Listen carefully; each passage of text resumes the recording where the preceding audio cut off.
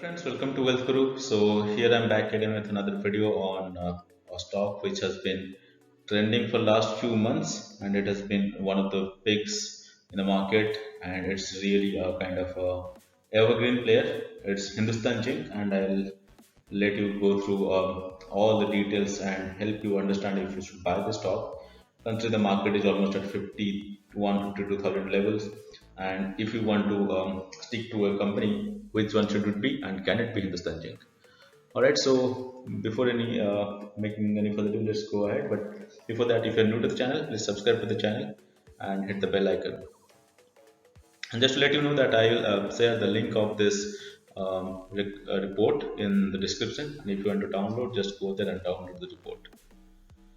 Alright, so here we are for Hindustan Zinc. It has a market cap of close to 1,41,000 crores. The sales was 22,000 crores, and there has been like number of funds which are invested in this is 189.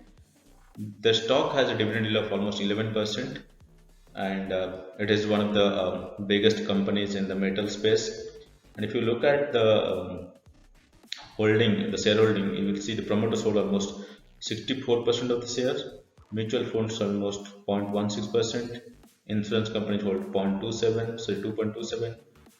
Then FPI and FIA hold almost 1% or so, individual investors 1.29%, others 30%. But there is a decent distribution of the shareholding, and promoters hold most of the shares. So that gives you like indication that the company is really doing good, and there's obviously you can expect good things in the future. And if you look at the EPS growth, the EPS has been growing almost till 2018. It reached almost 22 levels. Then there's been a slight decline in 2019 and again in 2020, but there's been an increase after that to 2021 levels. So if we just foresee that the EPS grows further from this level and moves up, let's say to 22 or 23 levels, that can eventually indicate better stock price. So that is one thing to consider. All right, let's move on. As you can see, the P is 18, and this has been one of the best picks in the market. The master score is 76. Let's move ahead.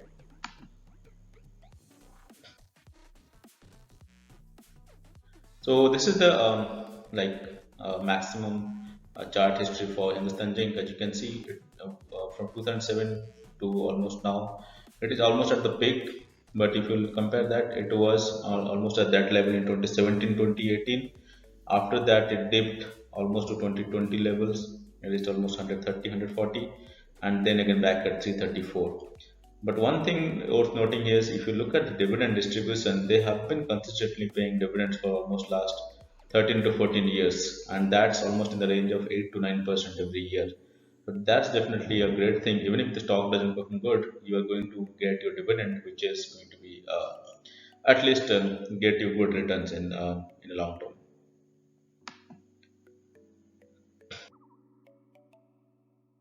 Here are this overall chart looks like. And if you look at the 5 paisa recommendation, it has APS strength of 78, a price strength of 53, buyer demand has been great, and the group rank is 14.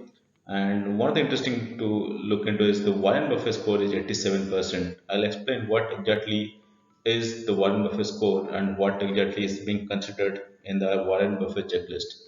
So we'll go into that and explain you what's really happening in the Warren Buffett checklist.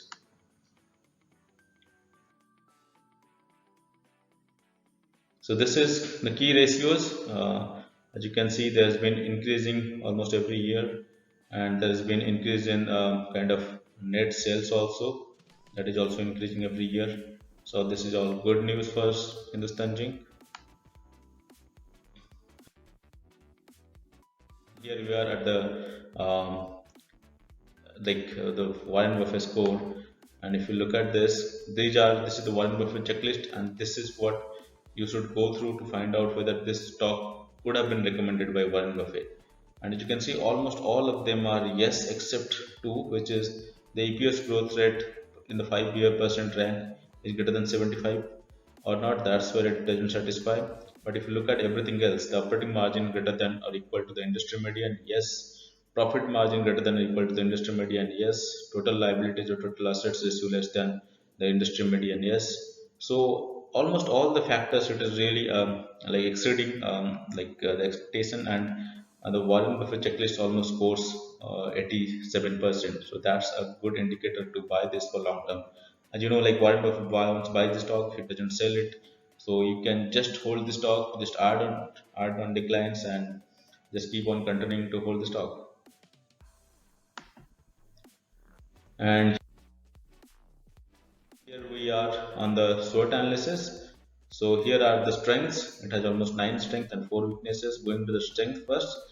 The company has high EPS growth. There's good quarterly growth in the recent results.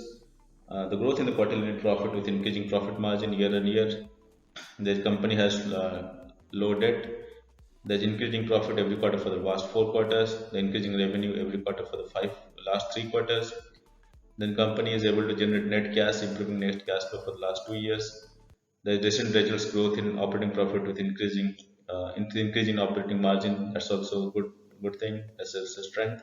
And there's strong momentum price, which indicates the price is over the short, medium, and the long-term moving averages.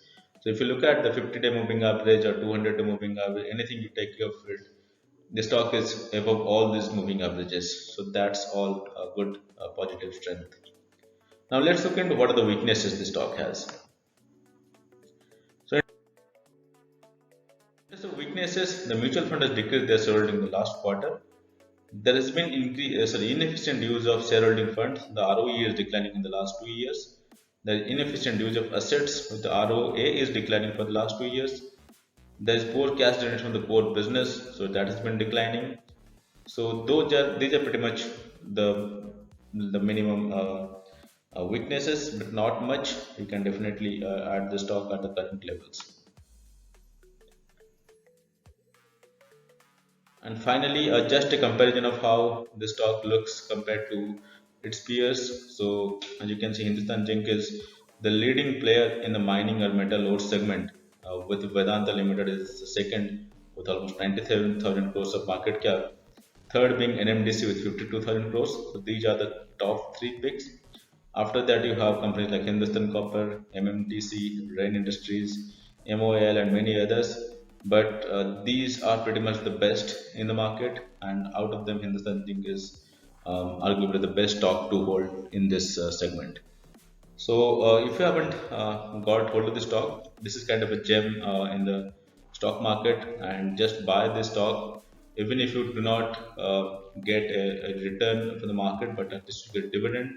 And over the long run, this is definitely going to reach higher levels, and even the dividends payout is going to be much more. Alright, so that's pretty much it, my recommendation on Hindustan Zinc. And if you like this video, give it a thumbs up, and do not forget to subscribe to the channel and hit the bell icon so that every time I post a video, you go to get a notification. Thanks a lot for watching.